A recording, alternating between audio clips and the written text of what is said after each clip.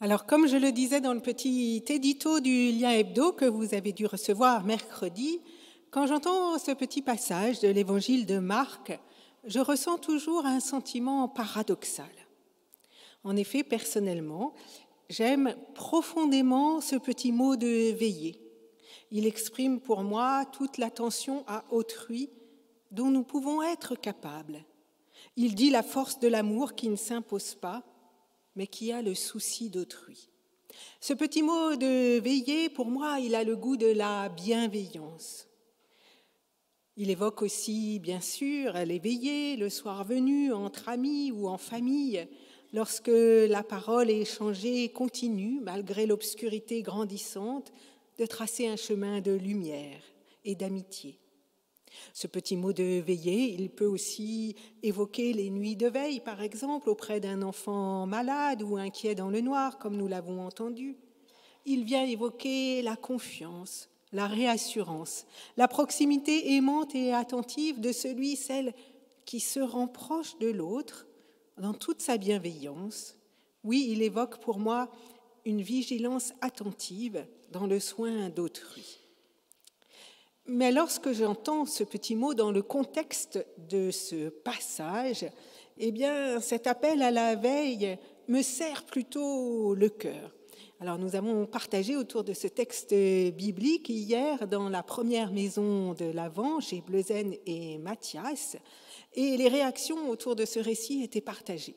Certains disaient « oui, c'est beau cette veille, cet appel à veiller, à être éveillé », et d'autres disaient « ah oui, mais quelle angoisse dans ce récit, être sans cesse sur la vigilance, devoir faire attention puisqu'on ne sait quand viendra le maître de maison. » Donc d'autres réagissaient de manière plutôt inquiète. Alors je ne sais pas comment vous avez reçu cette lecture, mais en tout cas, voilà les deux réactions qui étaient un peu partagées hier. En réalité, c'est vrai, comme je vous l'ai dit au début, que ce passage s'insère dans un contexte inquiétant, celui, dit-on, de la fin des temps. Comme je vous l'ai dit, ce chapitre 13 résonne de clameurs alarmantes, guerre, persécution, destruction, terreur et fuite en avant sont ainsi annoncés pour parler de ces temps dits derniers. Dans ce panorama si menaçant, le chrétien est donc appelé à veiller, à guetter les signes du Dieu qui vient et s'approche. Mais dans ce passage précis et dans ce contexte du chapitre 13, c'est vrai que le sentiment que nous pouvons ressentir est davantage celui d'une sorte d'hypervigilance qui ne devrait pas trouver de repos, plutôt que celui d'une veille attentive, d'une vigilance bienveillante. D'ailleurs, dans son passage, si vous avez fait attention, eh bien, nous sommes appelés à ne pas nous endormir, à être sur le qui-vive d'une certaine manière, à rester éveillés. Il me semble qu'autant la veille construit la relation à autrui et tisse la confiance dans la bienveillance, autant paradoxalement la vigilance, lorsqu'elle est exacerbée, conduit à l'épuisement, voire même à l'anéantissement de la confiance. Alors, je ne sais pas si c'est très évident ce que je vous dis, je vais le dire peut-être de manière plus simple. Il me semble qu'il y a simplement une différence entre le fait de veiller dans cette bienveillance et puis le fait d'être en hypervigilance dans l'inquiétude et dans l'angoisse, et qu'il faut dissocier les deux. Et que l'on peut ressentir à l'écoute de ce passage plutôt une hypervigilance qu'un appel à la veille. Alors, pour un peu nous permettre d'aller plus loin dans cette réflexion entre la différence entre la veille et la vigilance, voire l'hypervigilance, je voudrais prendre deux exemples. Le plus évident pour moi, peut-être, c'est celui du Covid. Il a généré un contexte de crise, d'inquiétude et d'angoisse, et toutes, nous sommes rentrés en hypervigilance. Il fallait maintenir les relations à distance, il fallait être extrêmement vigilant sur les gestes barrières et parfois un simple rhume dans l'état d'hypervigilance commune suscitait une inquiétude démesurée. Paradoxalement, cette hypervigilance nous a empêchés de veiller parfois sur nos proches, les plus fragiles, les plus âgés. À cause de leur fragilité et pour les préserver, par vigilance, par hypervigilance. Nous ne pouvions plus, d'une certaine manière, veiller sur eux. Beaucoup sont décédés, privés de l'entourage de leurs proches, dans l'isolement, en manque de cette bienveillance, sans aucun doute, dont nous avons tous besoin, mais dont on a encore plus besoin en état de vulnérabilité. Alors bien sûr, c'est une relecture facile de l'après-coup, alors que maintenant l'angoisse s'est apaisée, alors que maintenant les vaccins sont disponibles, alors que la charge mentale liée à l'angoisse de l'épidémie s'est allégée. À l'heure des décès si nombreux que nous vivions, à l'heure où il n'y avait pas de vaccin, bien sûr qu'il fallait d'abord préserver la vie, puisqu'on ne peut préserver la qualité de vie lorsqu'il n'y a plus de vie. Donc il fallait commencer par cela, préserver la vie. Cela s'est imposé à nous et il n'y avait pas d'autre conduite à tenir, en tout cas c'est ainsi que nous le pensions et sans doute qu'il n'y en avait pas d'autre. Mais c'est un bon exemple, me semble-t-il, de la manière dont peut-être l'hypervigilance se constitue toujours sur ce fond de menaces, d'angoisse, d'inquiétude, et la manière dont cette hypervigilance peut en venir à empêcher l'exercice simple de cette veille bienveillante que nous essayons de mettre en œuvre les uns pour les autres, lorsqu'au contraire tout va bien et que nous pouvons déployer une relation bénissante à autrui. Alors nous pouvons prendre un autre exemple, celui de notre contexte actuel. Aujourd'hui, la guerre, même au loin, suscite auprès des radicalisations de toutes sortes et de toutes parts.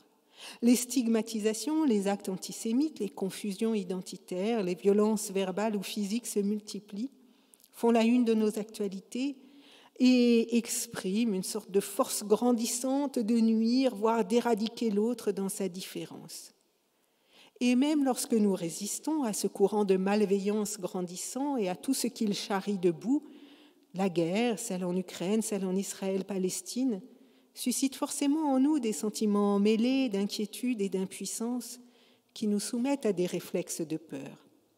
La tentation peut être grande de nous resserrer sur nous-mêmes, sur nos proches, de tisser un cocon aussi protecteur que possible, d'ériger un mur social et d'abandonner le lien intercommunautaire trop complexe.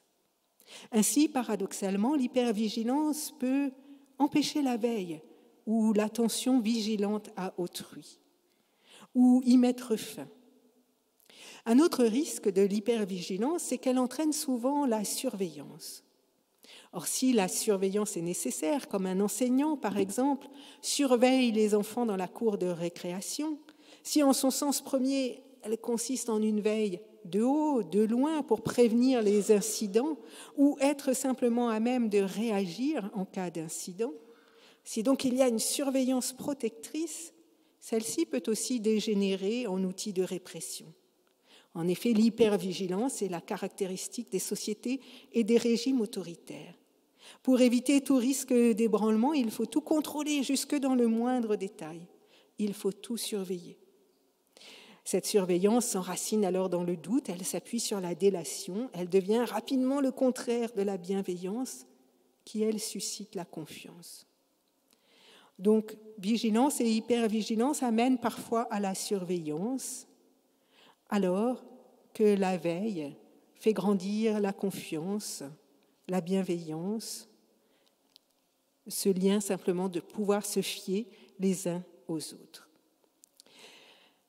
Voilà, je voulais un petit peu démêler un petit peu ça entre veille et vigilance, entre veille et hypervigilance. Et revenons maintenant à notre récit. De quoi s'agit-il ? Sommes-nous donc réellement dans ce registre d'hypervigilance ? Et si nous y sommes, pourquoi y sommes-nous ? Alors, il y a plusieurs manières de lire ce texte, plusieurs lectures possibles. Une première lecture possible, c'est celle du contexte de la vie de Jésus. Cet appel, donc, vient clore le chapitre 13, je vous l'ai dit. Et c'est la dernière parole de Jésus avant le début de la Passion. Juste après, l'enchaînement des chapitres nous dit « On était à 2 jours de la fête de la Pâque et des pains sans levain. Les chefs des prêtres et les spécialistes des Écritures cherchaient un moyen d'arrêter Jésus par ruse et de le mettre à mort. Autrement dit, je ne sais pas ce qu'annonce Marc lorsqu'il parle des temps derniers dans ce chapitre 13, mais il est là un temps qui s'achève bel et bien, c'est celui de la vie de Jésus. Dans ce contexte angoissant de délation, d'arrestation, de mise à mort qui va se jouer, on comprend, oui, que l'appel de Jésus, que sa dernière parole dans ce contexte soit un appel d'hypervigilance, un appel à ne pas s'endormir. Car qui va prochainement s'endormir? Sans doute que c'est à votre esprit dans l'histoire de Jésus. Qui va prochainement s'endormir au mont des Oliviers? Bien sûr, ce sont les disciples. Lorsque Jésus a besoin d'être porté dans la prière, d'être accompagné dans ce temps d'obscurité grandissante, alors que l'arrivée des soldats est imminente, Jésus prie ses disciples de veiller avec lui alors qu'ils traversent l'angoisse. Or voilà au contraire qu'ils vont s'endormir, qu'ils ne se réveilleront que peu avant l'arrestation, trop tard donc, pour prier, pour soutenir Jésus. Et voilà qu'une autre forme de nuit va s'emparer, en tout cas de Pierre, qui à 3 reprises va renier Jésus. Pierre n'est plus préoccupé que par une chose, veiller sur son propre salut, éviter à son tour l'arrestation. Et il faudra le chant du coq, ce chant du coq qui est mentionné, si vous avez fait attention, dans ce petit passage au chapitre 13, il faudra le chant du coq pour que s'éclaire pour Pierre l'obscurité de cette lâcheté qui forcément, reconnaissons-le, pourrait être nôtre, ne nous l'aurons pas en de telles circonstances. Une autre possibilité de lecture, donc cette possibilité de lecture nous fait comprendre pourquoi ce texte appellerait à l'hypervigilance. Ce serait le cri de Jésus qui, alors même que les temps pour lui se resserrent, alors même qu'il marche vers sa fin dernière, appelle ses disciples à veiller jusqu'au bout avec lui, à ne pas s'endormir, à le soutenir jusqu'au bout. Une autre possibilité de lecture, c'est celle du contexte de l'écriture de l'Évangile. Au moment où l'Évangile est rédigé, peut-être à Rome, dans la fin des années 60, les chrétiens sont en situation de fragilité. Déjà, des vagues de persécution se sont déchaînées sur les chrétiens et à ce moment-là, il s'agit plus que jamais de veiller les uns sur les autres, mais aussi de veiller sur l'espérance, de ne pas la laisser disparaître dans l'angoisse des persécutions et des peurs du temps présent. Et cette espérance pour les premières communautés chrétiennes s'inscrivait dans l'idée du retour du Christ imminent. C'est ce que nous entendons aussi dans ce chapitre 13, ce sentiment de l'imminence du retour du Christ. Mais il faut le reconnaître et le dire, c'est bien cette conviction de l'imminence de la venue du Christ qui donnait aux chrétiens la force de traverser les persécutions, de garder vivante la flamme de la foi. C'est peut-être ce que traduit alors ce chapitre 13. Une troisième possibilité de lecture consiste dans l'approche du lecteur, c'est-à-dire nous aujourd'hui. Et là encore, nous pourrions partir dans plusieurs pistes d'interprétation. Mais nous pouvons peut-être simplement noter ceci, noter cette actualité que nous vivons, qui elle aussi, d'une certaine manière, est tragique en bien des lieux, parfois au loin, mais parfois aussi auprès, comme nos actualités s'en font l'écho. Oui, il y a tant de lieux où la violence vient aujourd'hui marquer la fin. La fin des temps, sans doute non, mais en tout cas la fin des temps de ceux et celles qui subissent la violence. La fin de leur histoire de vie, celle de leur maisonnée, celle de leur histoire lorsque leur vie ou celle d'un proche est ravie, la fin de leurs espoirs aussi, ces espoirs qui permettent de se projeter et d'envisager l'avenir. Oui, il y a bien des apocalypses qui se déchaînent aujourd'hui en Israël-Palestine, en Ukraine et en bien d'autres lieux. Et seule parfois l'hypervigilance permet de sauver sa peau. Dans ce contexte-là, cet appel à veiller est alors encore plus important, car peut-on espérer autrement que par la veille mutuelle des uns sur les autres?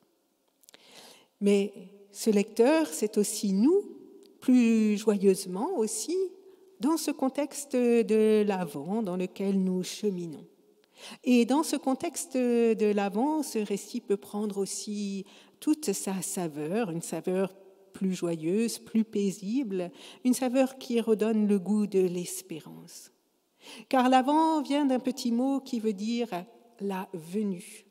Noël, c'est la venue du Christ parmi nous. Alors cette venue, nous la fêtons souvent au passé, et je me bats un peu contre cette idée-là.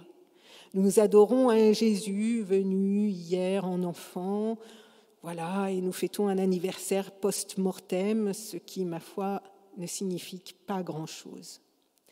Car le sens des fêtes, le sens des dates marquantes, c'est de donner de la signification à notre présent. Si nous fêtons l'armistice d'une guerre, c'est bien sûr pour nous souvenir de ceux et celles qui ont fait don de leur vie, mais c'est aussi pour appeler au travail de la paix aujourd'hui. Lorsque nous fêtons un anniversaire, certes nous rappelons un acte de naissance, mais en réalité c'est un prétexte pour célébrer aujourd'hui la présence de l'être aimé au monde, de sa présence aujourd'hui avec nous, c'est pour le chérir. Ainsi, fêter Noël, c'est certes rappeler la force d'une parole qui hier s'est incarnée, mais c'est chercher comment aujourd'hui cette parole s'incarne pour moi, comment elle me fait naître pour moi à la confiance et à l'espérance. Fêter Noël, ce n'est pas tant fêter une naissance d'il y a plus de 2000 ans dont nous ne savons même pas la date avec précision. Fêter Noël, c'est réfléchir pour nous comment naître nous-mêmes à la joie, à l'espérance, à la paix, à la confiance. C'est ce que nous verrons avec la fête de Noël, le Noël de la semaine prochaine, la fête du culte famille, où Nicodème demandera comment peut-on naître d'en haut. Oui, c'est bien de notre propre naissance qu'il s'agit à Noël. Une naissance à la joie, à la paix, à l'espérance. Fêter Noël, c'est donc accueillir Dieu dans notre vie. Car si vous avez fait attention au récit, évidemment on ne le lit qu'une fois, donc c'est un peu rapide, mais si vous avez fait attention au récit, il est dit que ce maître de maison ne vient pas demain. Le texte est au présent. Il vient. Ce maître de maison vient. Et le temps vient. Ainsi, c'est aujourd'hui que Dieu s'approche de nous. C'est aujourd'hui qu'il nous rejoint. C'est aujourd'hui que nous sommes appelés à nous éveiller à la présence de Dieu. Et c'est aujourd'hui que nous sommes appelés à veiller sur tout ce qu'il nous confie au cœur de notre vie. Car vous l'avez entendu, Dieu dans ce récit est semblable à un maître de maison qui s'absente, même s'il vient et se rapproche de nous dans notre quotidien, et nous confie cette maisonnée qu'il laisse entre nos mains. Veiller, alors, c'est s'engager pour que la vie de cette maisonnée, de ce bien commun, soit aussi belle que possible, aussi heureuse que possible. Je me réjouis personnellement d'ouvrir ce temps de l'Avent que j'aime vraiment beaucoup à titre personnel, car c'est un temps hors du temps, un temps qui justement nous rappelle comment veiller les uns sur les autres, comment prendre soin de ce monde qui nous est confié, comment veiller aussi sur la flamme de notre foi et de notre espérance. C'est un temps qui nous invite à ne pas nous endormir dans le sommeil de l'habitude, cette habitude qui normalise la misère à notre porte, la violence auprès ou au loin. C'est un temps qui nous engage non pas dans l'hypervigilance, mais dans la veille bienveillante pour faire reculer la peur, l'angoisse ou l'inquiétude. L'Avent, c'est ce temps pour laisser Dieu venir à nous et nous réapprendre à prendre soin les uns des autres, à veiller pour que cette flamme de l'espérance ne s'éteigne pas. Alors nous avons eu la chance, jeudi dernier, et vous étiez quelques-uns ici parmi nous, donc à voir ce film, à pouvoir visionner un magnifique témoignage justement de veille dans la bienveillance. Et nous avons pu voir le film sur l'Adamant, qui était projeté au Majestic Passy. Et dans ce film, sur les personnes malades psychiquement. Ces personnes sont accueillies sur une péniche où leur sont proposées plusieurs activités à visée thérapeutique. Le réalisateur Nicolas Philibert filme avec une douceur et une confiance infinie le quotidien de ces malades et de ces soignants. Il nous invite à la bienveillance du cœur, à nous laisser toucher, à entrer dans la confiance mutuelle et à faire disparaître les peurs parfois invisibles, les peurs parfois fantasmées que nous pourrions avoir. C'est un film qui tisse le lien et qui nous invite à tisser du lien, à veiller les uns sur les autres du mieux que nous pouvons. Amen.